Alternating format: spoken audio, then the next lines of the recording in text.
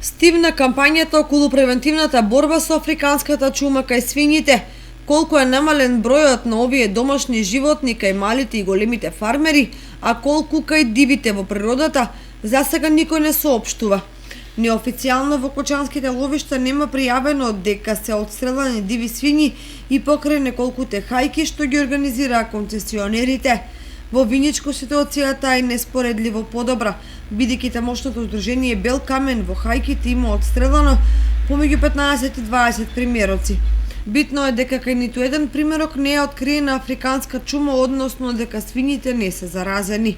Надлежните потврдуваат дека болеста не е присутна и кај фармерите, со оглед на фактот дека и во соседните земји, од каде доаѓаше најголемата опасност за пренесување на болеста, африканската чума е под контрола и во фаза на стивнување.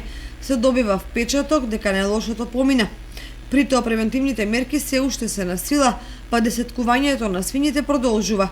Сородовниот лов ќе продолжи и отстрелот на дивите свињи, што е во функција на понатамошно намалување на популацијата.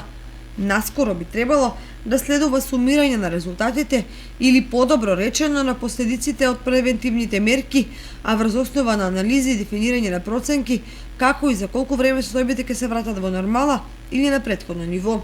Меѓутоа, првиот негативен ефект од превентивните мерки веројатно е зголемувањето на цената на месото во месарниците за 10% и повеќе.